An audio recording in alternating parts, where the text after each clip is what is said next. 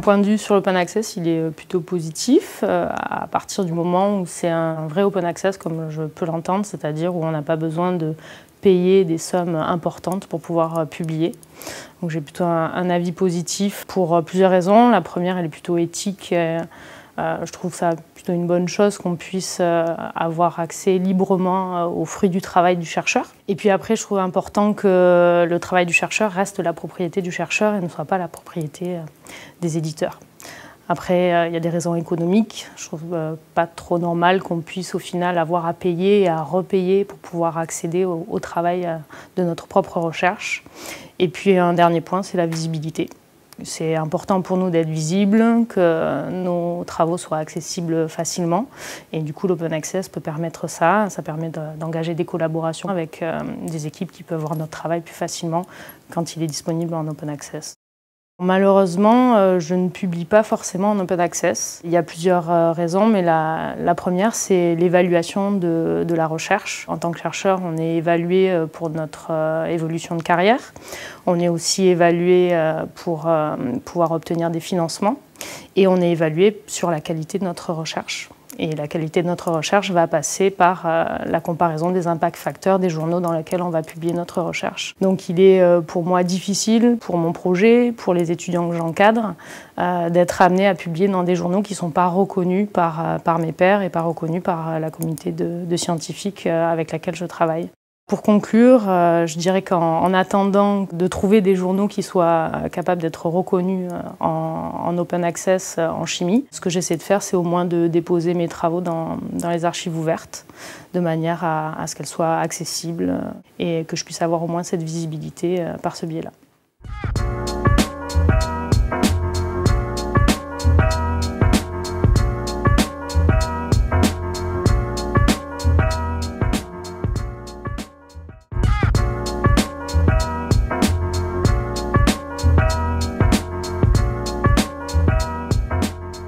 Les réseaux sociaux, pour moi, c'est essentiellement un réseau social qui s'appelle ResearchGate, sur lequel je suis depuis 5 ans, suite à des conseils que m'ont prodigué des collègues. Sur ce réseau social, je vois plusieurs avantages. Le premier, c'est que ça permet de suivre la production scientifique de collègues, de membres de son équipe ou d'anciens doctorants. Le deuxième, c'est que ça permet de demander des publications pour lesquelles on a des difficultés d'accès aux auteurs directement.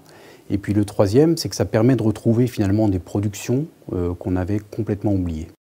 Alors il y a également des inconvénients à ce réseau social. Le premier, c'est qu'on n'a pas de maîtrise des publications qui sont déposées notamment par ses co-auteurs. Le deuxième, c'est que finalement, le système est assez pervers au travers d'un indicateur, un score, qui est un indicateur essentiellement quantitatif et dont on ne sait vraiment ce qui se cache derrière, ce qu'il compose. Ce que l'on voit actuellement, c'est que ça pousse les chercheurs à déposer autre chose que des publications, des données, et puis depuis un certain temps aussi de créer ce qu'on appelle des projets, mais qui sont finalement des projets collaboratifs qui n'ont pas vraiment de matière. Depuis 1 an et demi environ, j'ai choisi de déposer mes publications sur HAL, par choix et aussi parce que c'est mon établissement qui m'a demandé de réaliser ces dépôts. Si on parle de visibilité, par exemple, on dit souvent qu'un réseau social permet d'être visible à un chercheur. En fait, je pense que ce n'est pas vraiment le cas. Par exemple, le score de ResearchGate n'est pas un indicateur qui soit vraiment pertinent. Il y a d'autres critères qui permettent de mesurer sa visibilité, tels que par exemple l'invitation à des colloques ou l'invitation à reviewer des publications en cours de publication. A contrario, je pense que HAL, finalement, est assez utile pour la visibilité, puisque HAL étant moissonné très régulièrement par tout un ensemble de systèmes, par exemple Google Scholar, c'est un petit peu la garantie d'avoir une visibilité à jour sur tout un ensemble de systèmes. Et puis le gros avantage que je vois derrière HAL, qui est un avantage fondamental, c'est que ça permet, au travers des dépôts que l'on réalise, de pérenniser ces dépôts et surtout de les valider. Il y a vraiment quelqu'un qui valide derrière, contrairement à ce qu'on peut avoir sur ResearchGate. Donc en conclusion, j'ai l'expérience assez empirique de ces deux systèmes, HAL et ResearchGate, depuis plusieurs années. Et ce que je vois, c'est que finalement, c'est deux outils qui sont complémentaires, si tant est qu'on les utilise à bon escient. Donc en gros, HAL pour le dépôt des publications et ResearchGate ou d'autres réseaux sociaux pour le reste.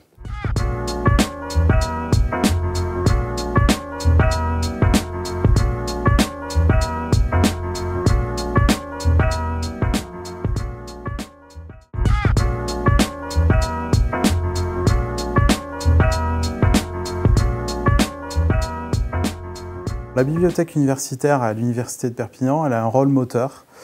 Déjà parce qu'elle a une position privilégiée de service transversal.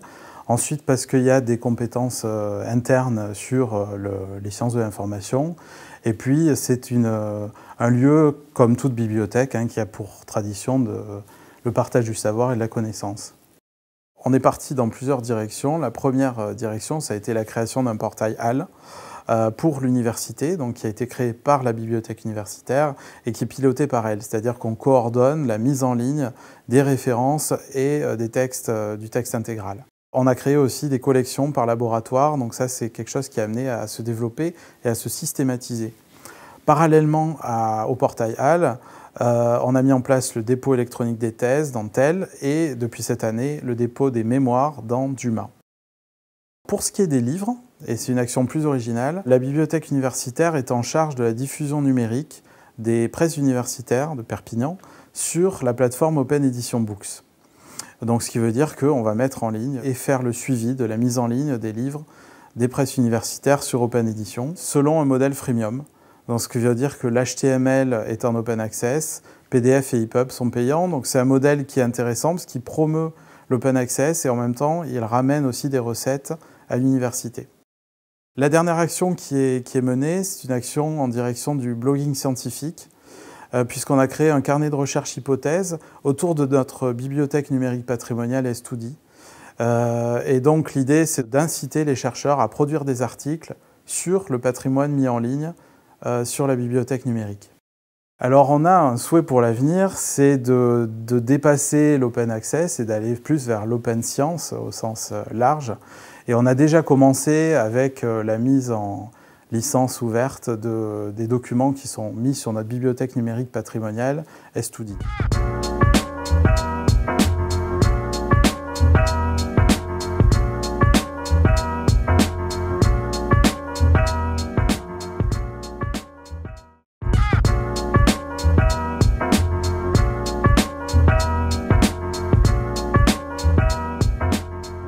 La direction a souhaité mettre en place un projet d'archives ouvertes institutionnelles. C'est pourquoi nous avons travaillé avec la bibliothèque interuniversitaire à la mise en place justement d'un outil qui soit à la fois adaptable et le moins contraignant possible pour les enseignants-chercheurs. Donc cet outil existe depuis 2010 et est accessible aux enseignants depuis 2012. Actuellement, il y a 16 000 notices référencées et depuis le mois de mars 2007, les enseignants-chercheurs peuvent déposer le texte intégral. L'enseignant-chercheur saisit sur le site de la bibliothèque interuniversitaire, donc toujours on reste dans une interface établissement, ses références bibliographiques et son texte. Les documentalistes vérifient et valident et ajoutent également les métadonnées des notices. La BU a également mis en place un suivi d'aide et assistance aux enseignants-chercheurs. L'université Paul Valéry Montpellier 3 a fait le choix justement de favoriser le libre accès de la production scientifique. Mais il est également possible pour l'enseignant-chercheur de restreindre ses publications et également de mettre une date de fin d'embargo. Nous avons travaillé avec la BU au développement de 3 outils. Dans un premier temps, l'export automatique de la bibliographie pour les enseignants-chercheurs sous différents formats, mais également une extraction automatique à destination des directeurs d'unités de recherche qui leur permettent de suivre l'évolution de leurs publications, ou encore des exports automatiques pour préparer le dossier HCERS côté publication. L'accent était porté sur la diffusion et la visibilité, donc actuellement toutes les références bibliographiques et maintenant le texte intégral sont visibles sur le site de la BU, mais nous avons également travaillé au reversement automatique de toutes ces données sur tout le site des unités de recherche dans chaque fiche chercheur.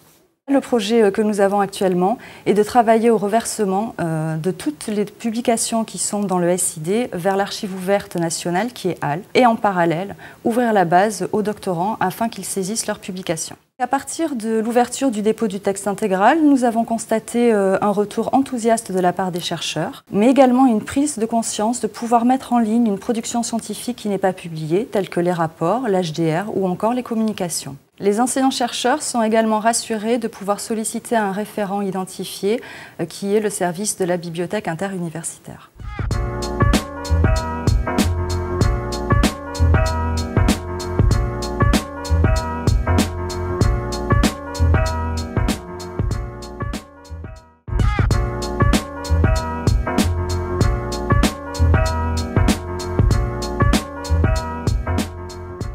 les ressources scientifiques en libre accès sont extrêmement bien indexées, qu'il s'agisse des dépôts sur les archives ouvertes ou de publications en libre accès sur la plateforme éditoriale. Non seulement elles sont bien indexées, mais en plus on a un accès gratuit. En tant que chercheur, on peut dire effectivement que nous avons déjà un bon accès à la littérature scientifique. Néanmoins, la bibliothèque universitaire ne peut pas s'abonner à toutes les ressources éditoriales payantes. C'est impossible, c'est trop coûteux. En sciences de l'information et de la communication, qui est une interdiscipline, j'ai besoin d'avoir un accès élargi à la connaissance scientifique. Parce qu'effectivement, dans mes recherches scientifiques, je vais à la fois puiser dans les SHS, mais également en STM. Donc c'est vraiment une question qui me semble primordiale. En ce qui concerne les outils de l'open access, je vous conseille d'utiliser des moteurs de recherche spécialisés dans le domaine de l'open access. Il s'agit de moteurs interdisciplinaires. Donc je peux vous conseiller le moteur de recherche Base, le moteur de recherche Core, le moteur de recherche Free Full PDF et le moteur de recherche Journ. Il existe également un moteur de recherche plus spécialisé en SHS, le moteur de recherche Isodor, qui permet entre autres d'accéder également aux ressources sur revue.org. Au-delà de ces moteurs de recherche spécialisés, je vous conseille également d'exploiter le moteur de recherche générique. Un certain nombre de chercheurs ont pris l'habitude de déposer une copie de leurs articles sur leur site personnel. Le fait d'utiliser un moteur de recherche classique permet d'accéder également à ce type de ressources. À côté de ces outils-là, il y a également Science Hub. C'est un outil qui permet un accès quasi exhaustif à l'ensemble des ressources éditoriales payantes. On ne peut pas intégrer ce type d'outils dans le cadre du mouvement de l'open access, dans la mesure où il s'agit de ressources piratées. Pour conclure, je dirais que plus les publiants jouent le jeu de l'open access, soit à travers un dépôt sur l'archive ouverte, soit en publiant directement dans une revue en libre accès, plus les lecteurs auront la possibilité d'accéder à des ressources scientifiques multiples. En ce qui concerne plus particulièrement HAL, il est important que le publiant dépose le texte intégral des articles et ne se contente pas de déposer uniquement la référence.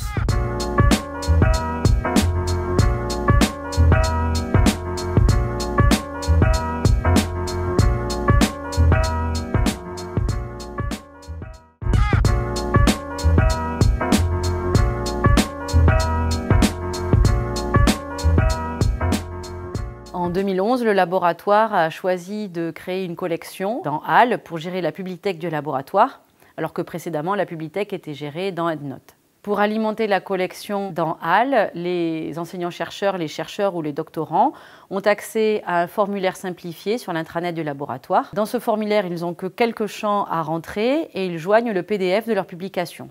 C'est ensuite le bibliothécaire qui va chercher dans le PDF l'ensemble des informations nécessaires au référencement dans HAL. Cette méthode présente plusieurs avantages, notamment un formulaire simplifié pour l'auteur de la publication, donc un gain de temps. Deuxièmement, un bibliothécaire au laboratoire qui est la personne ressource qui va suivre en continu la bibliothèque du laboratoire et faire les relances auprès des membres du laboratoire. Troisièmement, on s'assure que l'affiliation est correcte et que les dépôts sont donc homogènes. Ensuite, cette collection dans HAL permet à la direction d'avoir les indicateurs concernant la bibliothèque du laboratoire de façon rapide. Et puis, c'est aussi un moyen pour toute personne qui voudrait connaître le LMGC, soit quelqu'un qui va venir faire un stage ou qui va venir en poste au LMGC ou n'importe quel chercheur dans le monde, de faire une recherche rapide par thématique ou par équipe. Outre les avantages pour l'auteur, puisque le dépôt est simplifié, pour la direction qui peut suivre en continu les publications du laboratoire, eh bien, nous contribuons aussi par cette collection dans HAL à la diffusion au plus grand nombre de nos publications scientifiques.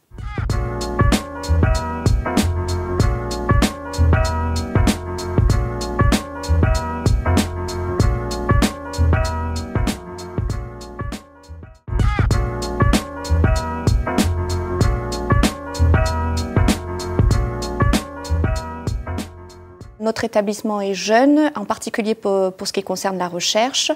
L'Université de Nîmes a 2 équipes d'accueil. La première étant Chrome, la seconde étant l'équipe Project. Et effectivement, nous avons ressenti le besoin de nous structurer au niveau de la recherche, en particulier concernant les publications autour des archives ouvertes et en particulier HAL. Nous sommes une équipe jeune. Le fait de structurer notre production scientifique permet une plus grande visibilité de la production scientifique de nos chercheurs. Nous avons utilisé l'outil HAL, qui est donc une archive ouverte dans laquelle nous déposons les publications depuis 2016. L'avantage de cet outil est qu'il est gratuit. On assimile souvent l'open access aux APC. L'université, par exemple, la nôtre en particulier, ne pourrait pas payer ses frais pour tous les chercheurs. Donc ce choix-là a été fait pour donner l'accès au plus grand nombre de chercheurs, déjà les chercheurs de notre université, mais surtout aussi à toute la communauté scientifique et aussi aux étudiants, parce que n'oublions pas que nous sommes une université et si les étudiants peuvent accéder à ce type d'archives, ça leur sera très bénéfique. Parce qu'actuellement, les publications avec les éditeurs nous coûtent cher, à peu près, je dirais, autour des 100 000 €.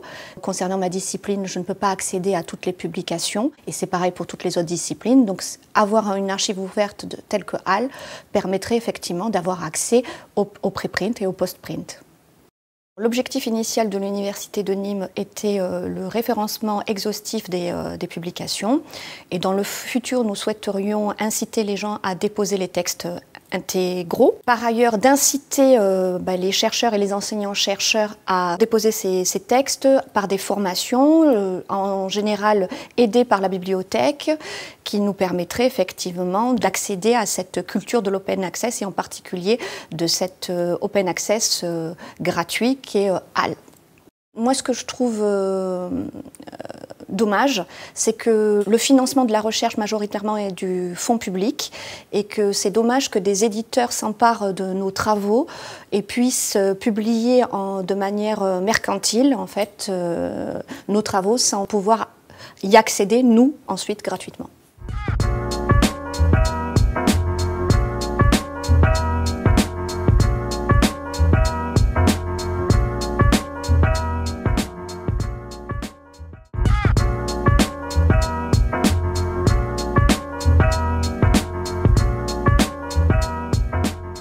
AgroParisTech encourage en effet vivement les enseignants-chercheurs à déposer leur production scientifique dans HAL. Tout d'abord, le portail AgroParisTech a été ouvert en 2011 et il rassemble l'ensemble de la production des 24 unités dont AgroParisTech est tutelle. Actuellement, il y a environ 21 000 notices, dont 4 000 sont accompagnées du texte intégral.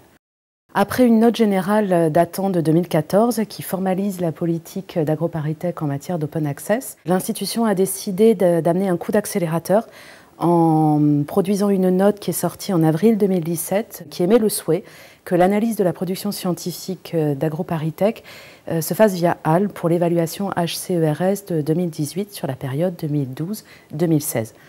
Il s'agit là d'une véritable prise de position d'AgroParisTech en faveur de l'open access. Cette incitation prend concrètement forme par le nombre de références qui ont été déposées depuis le mois d'avril. Donc plus de 2000 références ont été déposées dans le portail HAL d'AgroParisTech. L'accompagnement au dépôt dans HAL s'est fait par la direction scientifique et par les services de l'IST en organisant des sessions de présentation et de formation de l'outil afin d'accompagner les enseignants-chercheurs à l'utilisation de HAL. Concrètement, il s'agit d'amener les enseignants-chercheurs et les unités vers plus d'autonomie dans la gestion de leur production scientifique, mais aussi vers plus de visibilité tout en maîtrisant leur identité numérique scientifique. Pour conclure, la majorité des dépôts est actuellement composée de notices. C'est certes une première étape vers l'open access qui sera suivie d'un véritable effort pour accompagner le dépôt du texte intégral. Au-delà du support de l'analyse de la production scientifique que représente HAL pour AgroParisTech actuellement, il s'agit aussi d'un outil central pour la visibilité et la dissémination des résultats.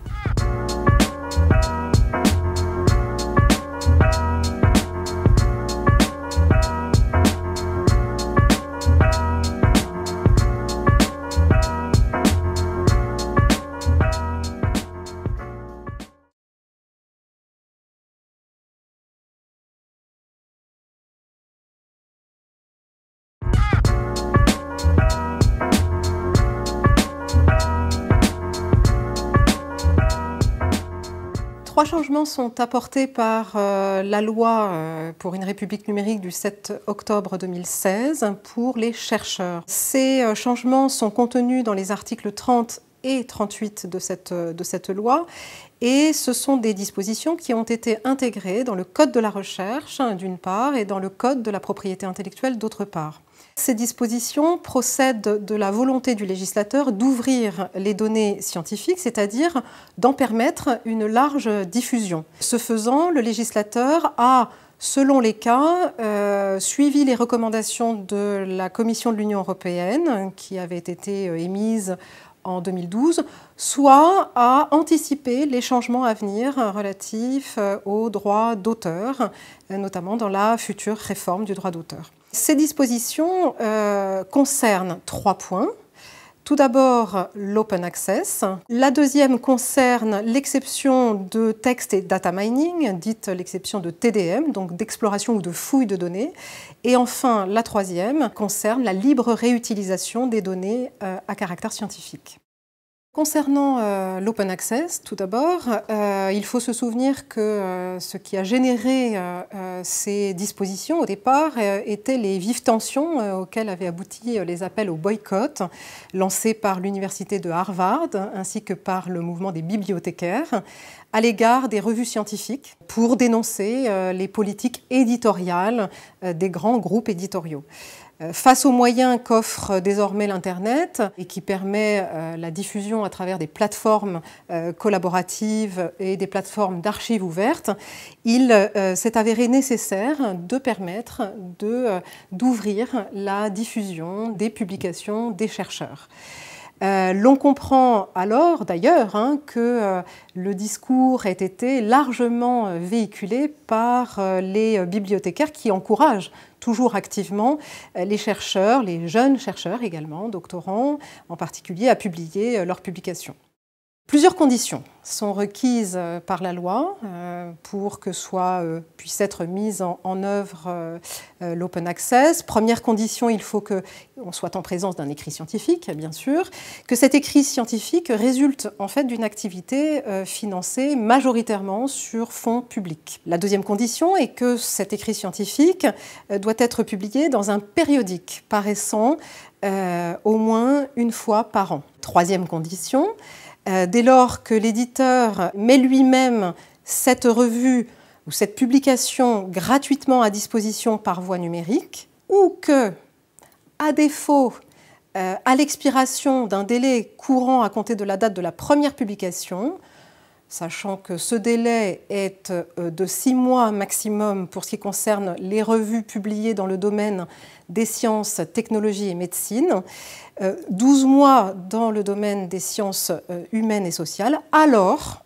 à ce moment-là, le chercheur peut déposer sa publication dans une archive ouverte. Quatrième condition, parce qu'il y en a d'autres, il faut néanmoins que s'il y a des co-auteurs de la publication, que ceux-ci soient consentants pour que la publication soit déposée dans une archive ouverte. Cinquième condition, enfin, la version mise à disposition doit être la version qui a été validée par l'éditeur, ce qu'on appelle la version post-print, et cette version ne doit pas être celle donc mise en forme par l'éditeur. Ce qu'il faut préciser également, c'est que la version qui sera destinée à la diffusion large, à la diffusion open access, c'est une version qui ne devra pas être exploitée commercialement. À ces conditions-là, l'auteur pourra donc mettre à disposition gratuitement en archive ouverte ou en auto-archivage également la publication dont il est l'auteur, même si il a accordé les droits exclusifs à l'éditeur. Il s'agit donc véritablement d'une exception aux droits d'auteur traditionnels.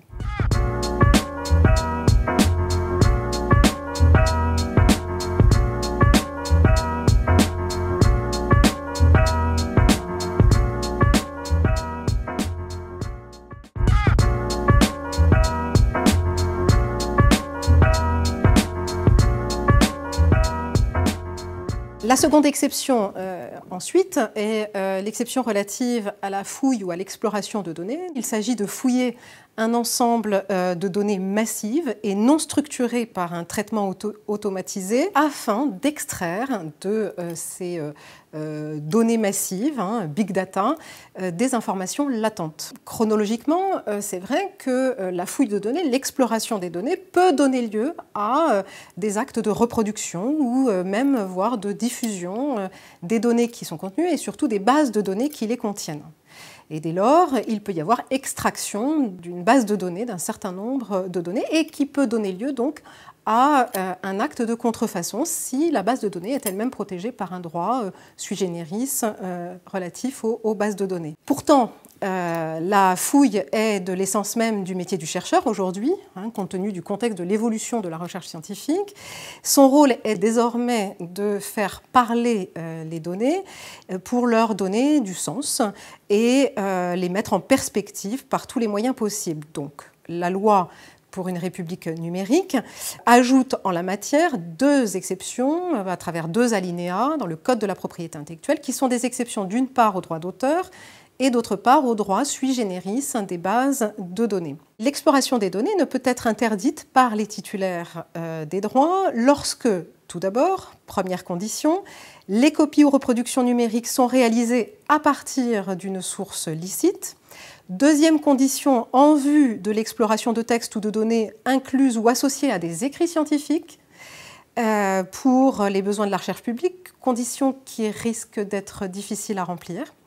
Et enfin, troisième condition, dès lors que ces fouilles, ces explorations ne sont pas destinées à une exploitation commerciale. La finalité de l'exception consiste précisément à encourager la recherche publique essentiellement, puisque cette fouille n'est pas destinée à un usage commercial. En revanche, la nature des données est totalement indifférente, simplement leur source doit être licite.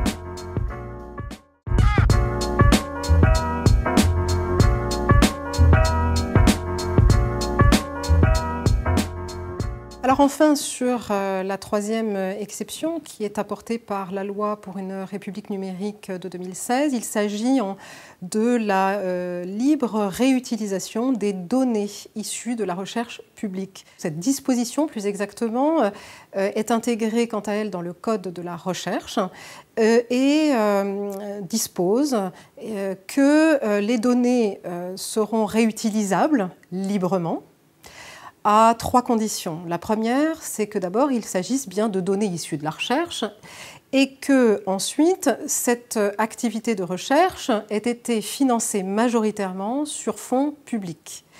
Et enfin, troisième condition, il faut que les données ne soient pas en elles-mêmes protégées par un droit spécifique. Il faut évidemment comprendre des droits de propriété intellectuelle, droit d'auteur, ce qui pourra être en l'occurrence plus rare, mais surtout droit sui generis sur les bases de données. Enfin, pour que la disposition puisse s'appliquer, il faut également que les données aient été diffusées par soit le chercheur, le laboratoire ou l'établissement.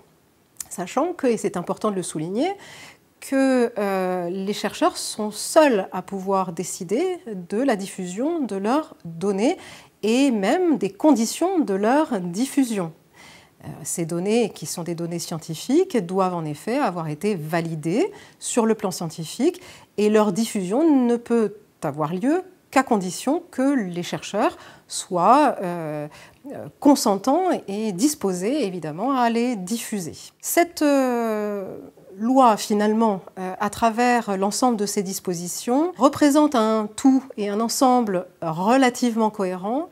Néanmoins, il faut songer que ce dispositif, contenu, comme je l'ai dit, dans le Code de la propriété intellectuelle et dans le Code de la recherche, ce dispositif doit être articulé avec un autre dispositif qui s'applique désormais et depuis 2015 aux établissements de recherche, qui est le dispositif issu de la loi CADA, qui est contenu aujourd'hui dans le Code des relations entre le public et l'administration.